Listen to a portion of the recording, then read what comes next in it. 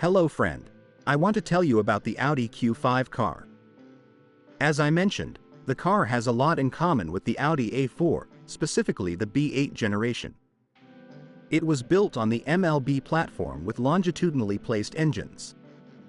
This allowed for the use of a classic quattro drive with a central differential. The suspension is multi-link, made almost entirely of aluminum. The shock absorbers optionally have variable damping force. The power steering is hydraulic until the facelift and electric after the facelift. Engines. The engine range can be divided into pre- and post-facelift. From the beginning of production, the basic units were 2-liter, petrol TFSI and diesel TDI. Petrols developed 180 and 211 HP, and diesels 143 and 170 HP. This range was complemented by larger V6 engines. The Petrol 3.2 FSI developed 270 HP, and after the facelift it was replaced by supercharged variants of 3.0 TFSI with 272 HP and 354 HP, model SQ5. Of the large diesels, there was only 240 HP 3.0 TDI. In the range of diesel engines after the facelift we have the new EA288 family, previously EA189. 2-liter variants achieved power of 150, 164, 177 and 190 HP. However, the change did not take place from the 2012 model year, but occurred smoothly in the years 2011 to 2013. An example is the modernization of the 3.0 TDI diesel, which first appeared in 2011 in a 245 HP version and lasted until 2014.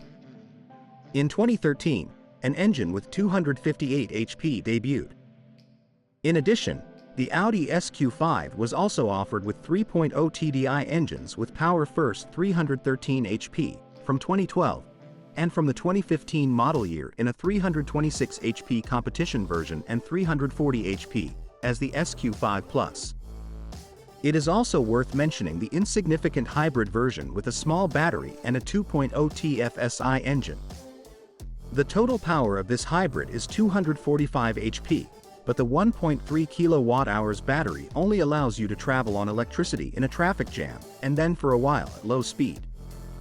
In all engine versions there was permanent four-wheel drive, but in the weakest diesels 143 and 150 HP, you can find front-wheel drive. It is worth paying attention to this, because although customers usually chose the optional quattro anyway, you can come across a car without it. Unfortunately, it should have a significant loss of value, but it does not if it comes from a dealer. When you sell it, it will have it. The gearboxes are manual 6-speed and automatic 7-speed S-tronic and 8-speed Tiptronic. The former automatics have a double clutch, the latter a classic converter. The 8-speed was installed after the facelift. In petrol engines, automatic was always standard or optional, only in 2.0 TFSI, while in TDI versions manual was standard, and automatic was not always optional, in 2.0 TDI. Only automatic gearboxes were offered with V6 engines. One note here, in 3.2 FSI it is standard S-tronic gearbox, but if the car comes from the American market, it has Tiptronic gearbox with 6 gears. Which engine should I choose? In the case of the Q5, just as the tried and tested TDI diesels are tempting, so are the infamous 2.0 TFSI engines. Looking at it from another perspective, repairing diesels is always much more expensive than petrol engines, and from yet another perspective, assuming that we buy a car that is in good working order, the savings from having a diesel are measurable, because 2.0 TFSI engines burn from 9.5 to 10.5 L, 100 kilometers, depending on the variant, and diesels about 7 to 8 L, 100 kilometers. There are no weak versions in the petrol engine range, but there are in the diesel range. For example, the 143 horsepower TDI does not provide satisfactory performance. In fact, it is only from the 170 horsepower variant that we can talk about proper dynamics. Meanwhile, the weakest petrol engine has 180 HP. There is no clear answer here, what to choose, also among larger units. 3.0 TFSI are assessed positively, but they are also very sensitive, fuel-hungry, and here you have to count on consumption at the level of at least 12 L/100 kilometers. Therefore, choosing the 3.0 TDI diesel may turn out to be even more beneficial than in the case of 2-liter engines. On average, it burns about 8 L/100 kilometers, but on the road it can go down to 6 L/100 kilometers. However, in terms of performance, they are not inferior to the petrol 3.0 TFSI. However, they are clearly more dynamic than the 3.2 FSI. In my opinion, when choosing an engine version, you should take into account your preferences regarding fuel consumption. The best are 2.0 TDI, and performance, 2.0 TFSI, 3.0 TFSI, 3.0 TDI. Unfortunately, the 3.2 FSI is not a compromise. It is rather the worst choice from the point of view of dynamics and fuel consumption. However, the 3-liter diesel is the worst in terms of cost, without a doubt. Typical faults. Let's start with engines, especially the 2.0 TFSI, known for their high oil consumption and carbon buildup.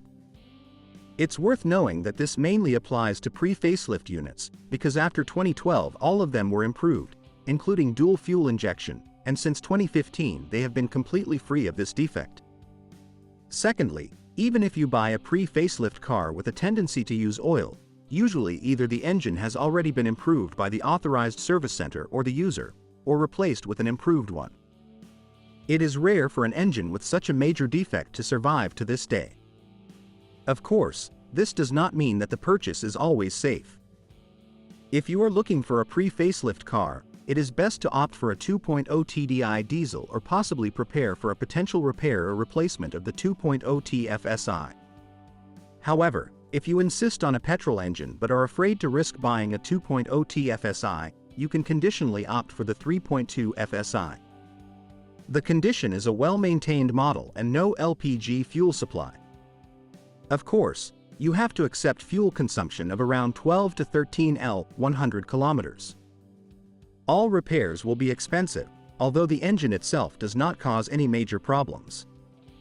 But, for example, replacing the timing belt, which is often necessary at a mileage of around 200 to 250,000 kilometers, is approximately. The related 3.0 TFSI unit with a mechanical compressor is generally praised by users, but neglect quickly pays off. It is easy to seize this engine and overheat it. Pre-facelift cars equipped with a 2.0 TDI engine, especially from the beginning of production, should be checked for the operation of the oil pump and repaired if necessary. Its failure ends in the destruction of the engine, but workshops specialized in Volkswagen Group cars cope with this perfectly. Therefore, diesel should not be afraid, although it should be remembered that repairs are quite expensive due to the number of components. On the other hand, less expensive than in cars of other brands. On the other hand, the engine itself and its accessories are very durable and usually trouble-free.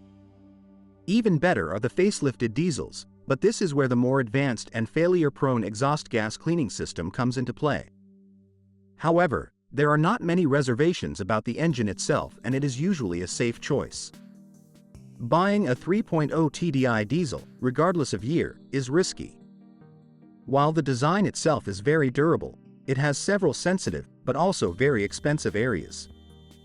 There are no major problems with gearboxes, although repairs to the S-tronic gearbox are expensive. However, it usually lasts up to 300,000 kilometers without failure. The most common problems are with mechatronics, and this is not a major overhaul either. A wet clutch with a dual-mass flywheel is not particularly expensive, because replacements can be found. The 8-speed gearbox is a well-known ZF design, which is characterized by great durability. There are no major concerns here if the car does not have a mileage of 500,000 kilometers.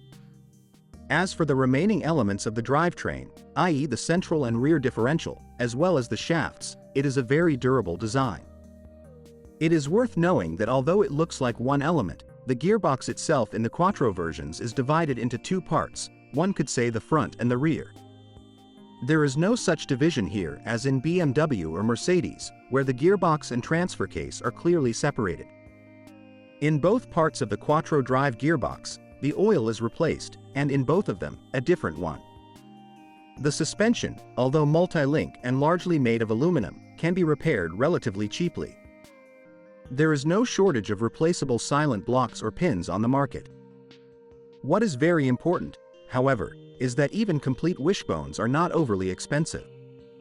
The steering knuckles, on the other hand, are sensitive to large loads.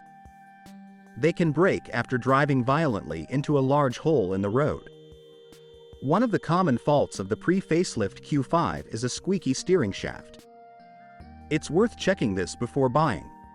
The Audi Q5 body rarely corrodes, and if it does, it is usually at the junction of the fender and bumper sheet metal. This is due to abrasions. However, the paint is quite delicate, and the black one loses its shine very quickly due to visible scratches, even from washing. Unfortunately, many examples are black, and if they have not been properly detailed, they look bad. The aesthetics are not improved by the dull glass of the headlights. They are also often steamed up or even cracked. The diode strips in the headlights after the facelift do not always work. Thanks for listening to me. Don't forget to subscribe to the channel and rate my video. If you know any problems with this car that I didn't mention, be sure to write about them in the comments.